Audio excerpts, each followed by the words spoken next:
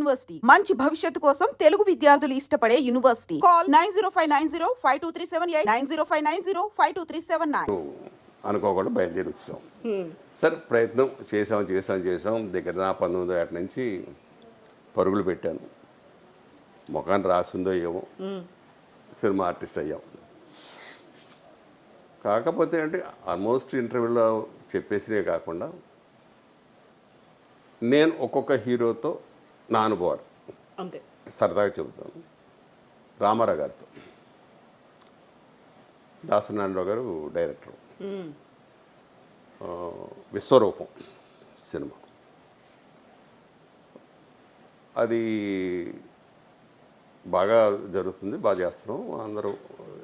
నేను ఈశ్వరరావు, మన నారాయణమూర్తి వీళ్ళందరూ అంటే చిన్న హీరోలాగా. రామారావు గారు మెయిన్ క్యారెక్టర్. అందులో ఆల్రెడీ మీరు ఆయన విశ్వరూపం చూస్తున్నారు బయట.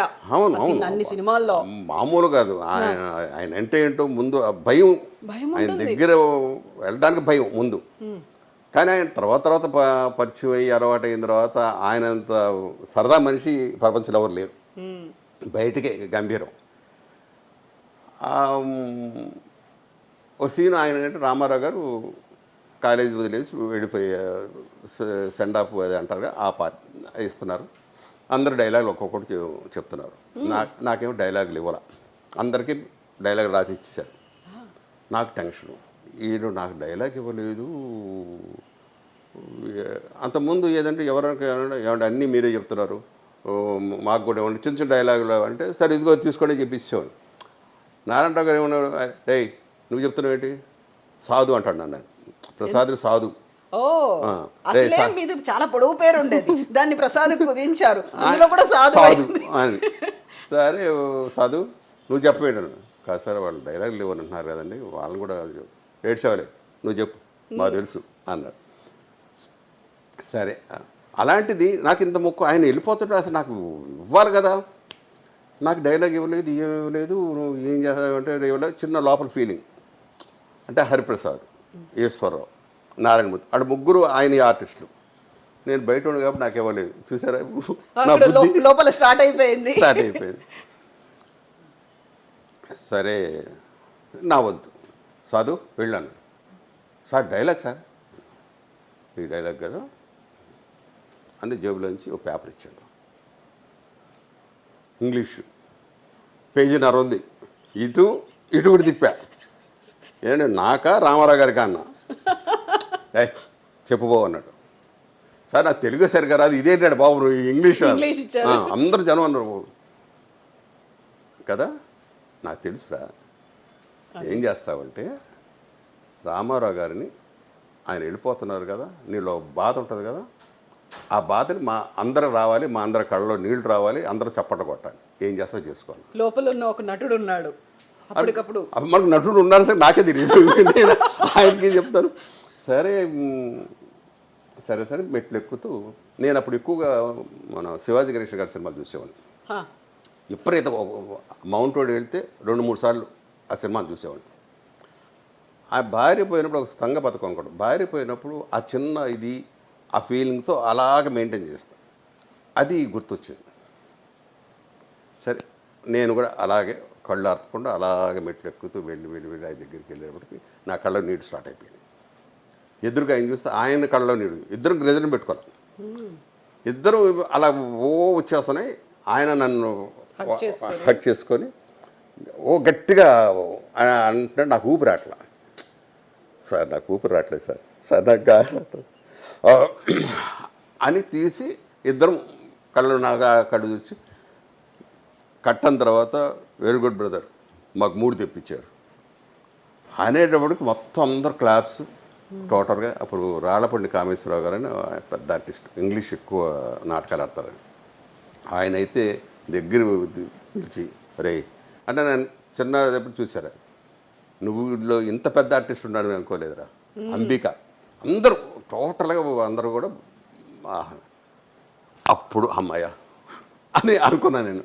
నారాయణ గారిని ఒరే పాస్ అయిపోయేవరా, ఓకే నువ్వు ఏ వేషాలను వేసుకోవచ్చు ఇక నువ్వు అని ఆయన. అదే రామారావు గారితో జరిగిన ఇన్సిడెంట్. అప్పుడు తర్వాత నాగేశ్వరరావు గారు నాగేశ్వరరావు గారితో ఒక సినిమా, అది కూడా దాసనారాయణరావు గారిది. నేను కొత్తవాడలో బెస్ట్ హీరోగా అప్పుడు 73లో దగ్గర 7-8 హీరోలు వచ్చాం. బెస్ట్ హీరోగా నేను వచ్చాను. పాత వాళ్ళు అక్కడే నాగేశ్వరరావు గారు వచ్చారు. గీత ఫస్ట్ సినిమా నాది. అప్పుడు నాగేశ్వరరావు గారు స్టేజ్ మీద వస్తుంటే నేను కారు మీద కడేసి కూర్చున్నా. నాకు తెలీదు అంటే అంత గొప్ప ఆయన ఈయన లేవాలి అన్నది కూడా నాకు తెలియదు. అంటే నేను గర్వం అని అది అయ్యి ఉండొచ్చు, అది కూడా తెలియదు. ఏం చూసుకుని గర్వం, కానీ లోపల భయం మాట, లేవాలా లేస్తూ కూర్చోవాలి అన్నట్టుగా ఉండింది నా పరిస్థితి.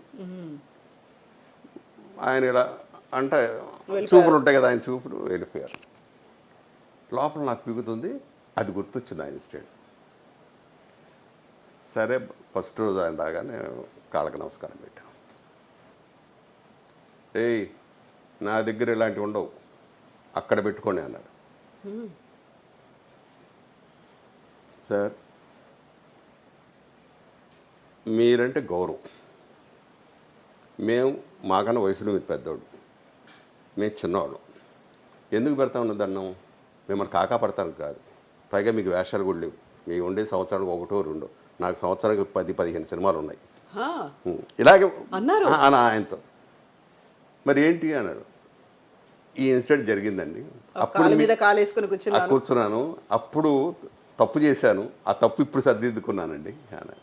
ఏడ్చేవాళ్ళే రా అని అప్పటి నుంచి ఆయన కూడా మొదలుపెట్టాడు, సాధు రా అని కబుర్లు చెప్పడం. ఆయనతో అలా జరిగిపోయింది. అదొక ఇన్సిడెంట్. ఇంకా కృష్ణ గారు నిజంగా దేవుడు. ఎన్నెన్నో కథలు ఆయన మీద దేవుడిని ప్రతి ఒక్కరు అంటారు. నన్నైతే వాళ్ళ పియ్య ఒకడు, మూర్తి అని ఒకడు ఉన్నాడు. ఏం పెట్టావే ఆయన, కృష్ణుడి వేషం వచ్చినా కూడా ప్రసాద్ బాబుని ఏమంటాడేంటి, అలా ఏ మందు పెట్టావా అనేవాడు. నేనేంటంటే ఫస్ట్ సినిమాకే ఎలాగ ఉండాలో అలాగ మామూలు ఇలా అనేవాడిని. ఆయన పెద్ద ఈ నమస్కారాలు ఇవన్నీ ఉండవు, నేను అలాగే వెళ్ళిపోయాడిని. అది దొంగల బేట త్రిమూర్తి ప్రొడక్షన్లో సైడ్ విలన్ క్యారెక్టర్. ఫస్ట్ రోజు చూసి ఆ సాయంకాలమే పొద్దున 14 నుంచి నాకు ఒక కబురు, ప్రసాద్ బాబుని పిలవండి, ఆ వేషానికి అతను పెట్టండి. 14 నుంచి అసలు నాకు ఎవరు తెలియదు. ఏంటంటే కృష్ణ గారిదయ్యా, అది రాత్రి నిన్న చేసావు కదా అందుకు పిలిచారు. ఆయన సైలెంట్గా ఉన్నా, ఆయన ఏం చెప్పలే. ఆయన అసలు మీకు ఎవరెవరిది ఏ స్టూడియోలు ఏమున్నాయి, ఏం చేస్తారు, ప్రొడక్షన్ హౌస్లు ఏవి ఏమి తెలియదు అసలు. ఇంకా చెప్తున్నాం కదా, ఇంటికి వెళ్ళామా తర్వాత కూడా నాకు అదే, ఎక్కడ ఏ ఆఫీస్ ఉన్నా తెలియదు, ఏ ఆఫీస్కి వెళ్ళడం, కబురుస్తే వెళ్ళటం, షూటింగ్ చేయడం, వచ్చేయడం, మేనేజర్ ఎవరు వస్తారు వారితో మాట్లాడుకోవడం, అంతే.